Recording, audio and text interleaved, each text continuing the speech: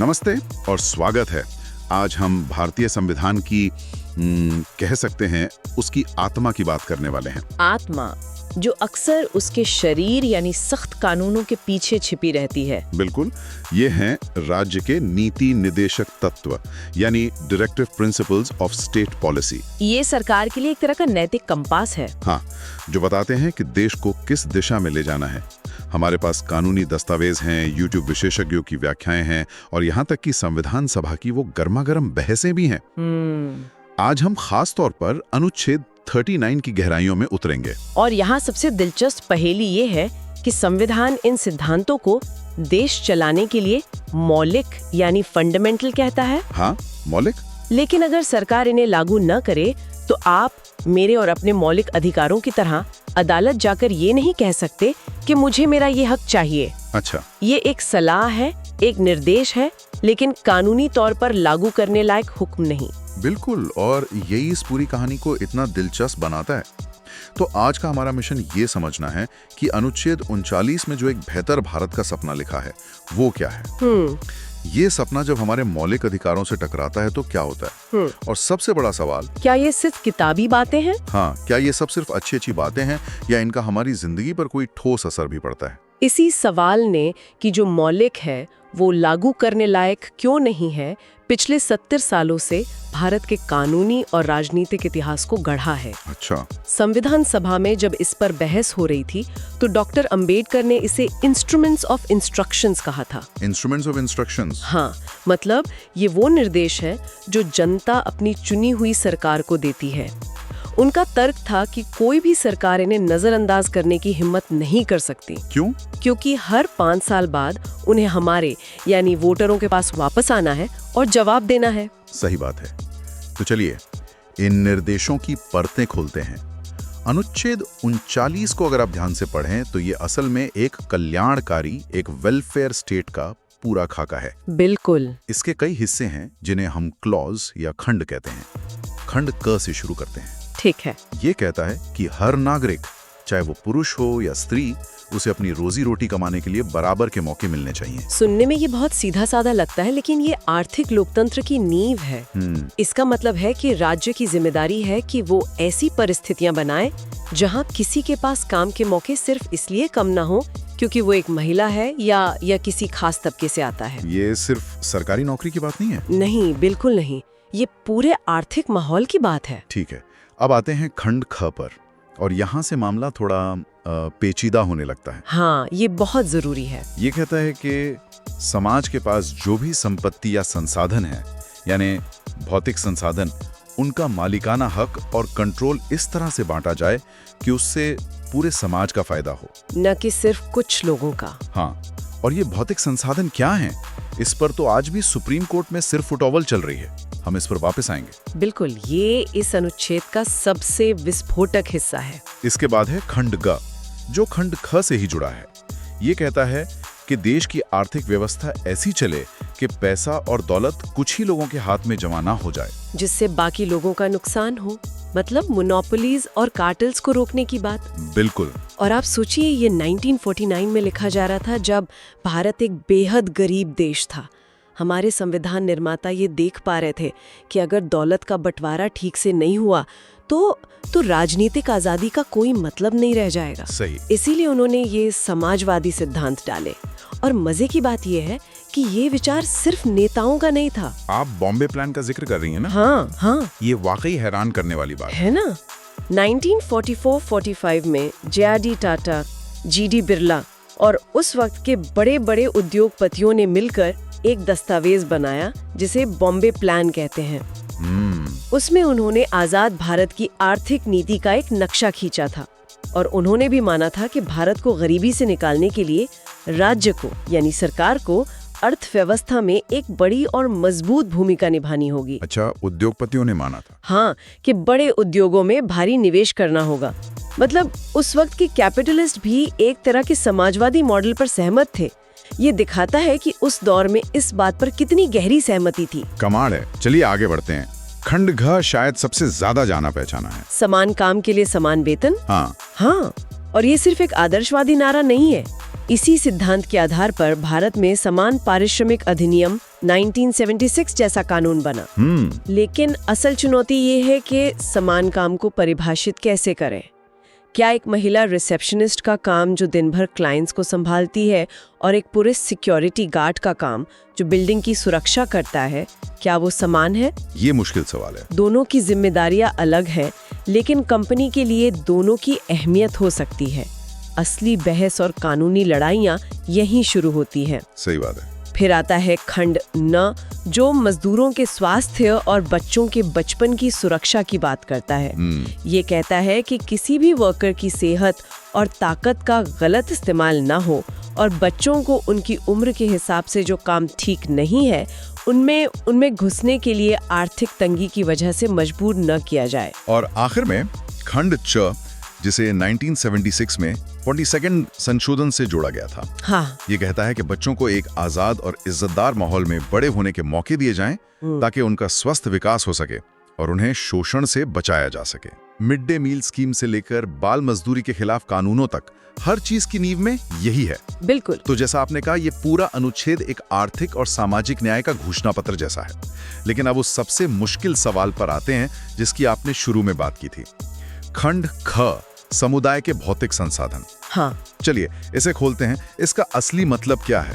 क्या इसमें मेरी या आपकी निजी संपत्ति, हमारा घर, हमारी जमीन, सब कुछ शामिल है? यही वो सवाल है जो दशकों से हमारी न्यायपालिका को परेशान कर रहा है और हाल ही में सुप्रीम कोर्ट की 9 न्यायाधीशों की एक बेंच ने इस पर सुनवाई पूरी की है। 9 जजों की बेंच ने? हाँ।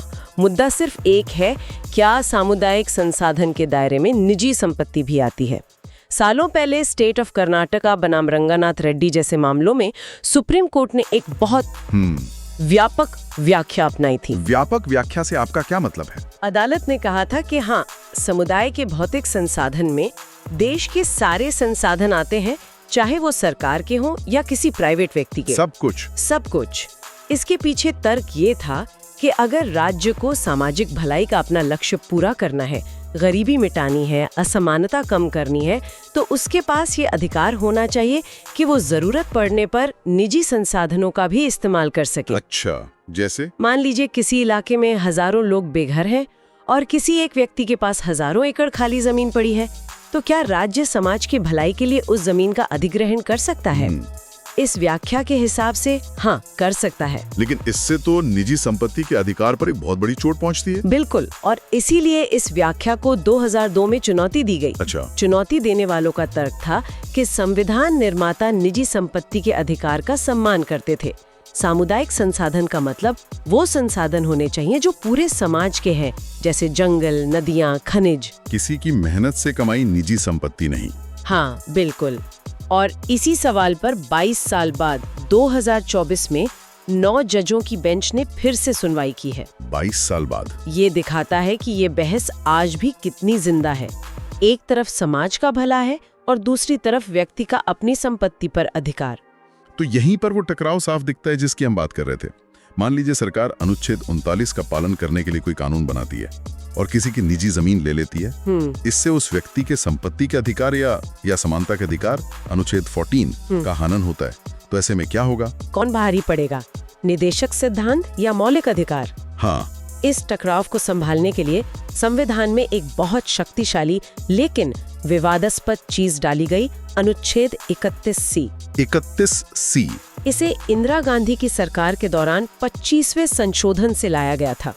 इसका सीधा सा मकसद था कि अगर सरकार अनुच्छेद 39 के खंड ख या ग को लागू करने के लिए कोई कानून बनाती है, ठीक है, तो उस कानून को अदालत में इस आधार पर चुनौती नहीं दी जा सकती कि वो अनुच्छेद 14 या अनुच्छेद 19 जैसे मौलिक अधिकारों को छीनता है। ये तो एक तरह का कवच हो गया। बिल्कुल, एक कवच। मतलब सामाजिक कल्याण के लक्ष्य को व्यक्तिगत आजादी पर एक तरह की स्थायी बढ़त दे दी गई थी। शुरुआत में सिर्फ इन 2 सिद्धांतों के लिए, लेकिन फिर आया इमरजेंसी का दौर और 42वां संशोधन। उस संशोधन ने अनुच्छेद 31C का दायरा बढ़ाकर कह दिया कि किसी भी निदेशक तत्व को लागू करने के लिए बनाया गया कानून मौलिक अधिकारों पर भारी पड़ेगा। किसी भी? ये तो बहुत बड़ा बदलाव था। हाँ। हाँ, इसने पूरे संविधान का संतुलन बिगाड़ दिया और यहीं पर सुप्रीम कोर्ट ने मिनर्वा मिल्स के ऐतिहासिक मामले में दखल दिया। ये 1980 की बात है। और अदालत ने क्या कहा? अदालत ने संविधान के बुनियादी ढांचे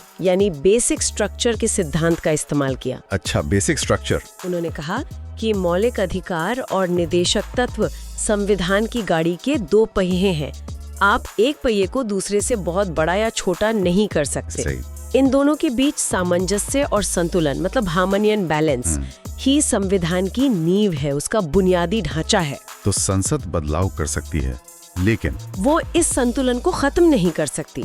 इस फैसले ने एक तरह से संविधान को बचाया और ये स्थापित किया कि कोई भी हिस्सा दूसरे से पूरी तरह ऊपर नहीं है, दोनों को साथ मिलकर ही चलना होगा। तो हम यहाँ संविधान के बुनियादी ढांचे और अदालती फैसलों की बड़ी बड़ी बातें कर रहे हैं, लेकिन क्या ये सब सिर्फ वकीलों और जजों के लिए है? नहीं। या फिर इन सिद्धांतों में से कोई ऐसा भी है जिसे आम आदमी अपनी जिंदगी में महसूस कर सकता है? बिल्कुल, एक बेहतरीन उदाहरण है अनुच्छेद 39A। 39A। हाँ, इसे भी उसी 42nd संशोधन से जोड़ा गया था और ये आज भी लागू है। ये समान न्याय और मुफ्त कानूनी सहायता की बात करता है। मुफ्त कानूनी सहायता? हाँ, इसका सीधा मतलब है कि अगर कोई गरीबी या किसी और मजबूरी की वजह से अपना केस लड़ने के लिए वकील नहीं रख सकता, तो उसे न्याय से वंचित नहीं किया जा सकता। राज्य की जिम्मेदारी है कि वो उसे मुफ्त कानूनी मदद दे। और ये सिर्फ एक किताबी बात नहीं रही, इस पर अमल भी हुआ है। हाँ, यही इसकी खूबसूरती है। इस अनुच्छेद को जमीन पर उतारने के लिए संसद ने कानूनी सेवा प्राधिकरण अधिनियम 1987 पास किया। Legal services authorities act 1987। हाँ, इसी कानून के तहत राष्ट्रीय स्तर पर नालसा और हर राज्य में सालसा बनी। अच्छा, नालसा और सालसा। इनका काम ही यही है कि ये जरूरतमंद लोगों को मुफ्त में वकील मुहैया कराएं। ये इस बात का सबसे अच्छा उदाहरण है कि कैसे एक निदेशक सिद्धांत पहले एक कानून बनता है, फिर एक संस्थागत ढांचा और फिर वो सीधे नागरिकों तक पहुंचता है। ये तो वाकई बहुत अच्छी बात है कि नालसा जैसी संस्था है, लेकिन एक सवाल मन में आता है, वो अगर कोई व्यक्ति सरकार के खिलाफ ही केस लड़ रहा हो, न तो लगन से केस लड़ता है। ये एक बहुत ही जायज और बड़ी चुनौती है, जैसा कि एक महंगा प्राइवेट वकील लड़ता है। हमारे सूत्र भी यही बताते हैं। पहली चुनौती तो जागरूकता की ही कमी है। बहुत से लोगों को पता ही नहीं कि ऐसी कोई सुविधा मौजूद है। सही बात है। दूसरी और सबसे गंभीर चुनौती गुणवत्ता की है। अक्सर ये देखा जाता है कि जो वकील पैनल में होते हैं उन्हें बहुत कम पैसा मिलता है, जिस वजह से वो इन केसों को गंभीरता से नहीं लेते। अच्छा। और तीसरी चुनौती, जैसा आपने कहा, सरकार के खिलाफ मामलों में एक तरह का दबाव महसूस करने की है। जमीनी हकीकत कई बार अलग होती है। इससे एक बात तो साफ हो जाती है कि कागज पर कानून बना देना एक बात है और उसे असल में लोगों तक असरदार तरीके से पहुंचाना बिल्कुल दूसरी और कई ज्यादा मुश्किल चुनौती है। तो आज की इस पूरी बातचीत को अगर समेटें तो हमने देखा कि ये निदेशक तत्व असल में हमारे संविधान की अंतरात्मा हैं।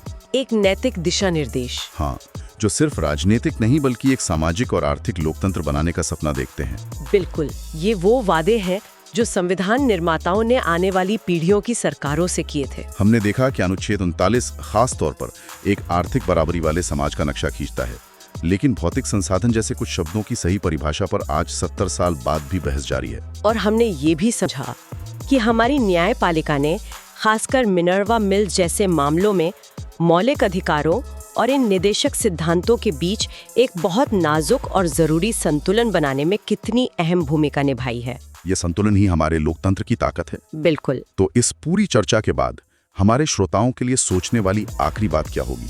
मैं उन्हें वापस संविधान सभा की एक बहस में ले जाना चाहूंगी। बताइए। 1948 में जब इन सिद्धांतों पर चर्चा हो रही थी तो एक सदस्य थे पंडित हृदयनाथ कुंजरू। उन्होंने एक चिंता जाहिर की थी। क्या चिंता थी? उन्होंने कहा कि न्यायपालिका को कार्यपालिका से अलग करने जैसे जरूरी सुधारों के लिए अगर कोई समय सीमा नहीं तय की गई तो सरकारें इन्हें हमेशा टालती रहेंगी और ये माना जाएगा कि वो इन्हें लेकर गंभीर नहीं है। और उनका ये डर आज भी कितना सच लगता है। एकदम।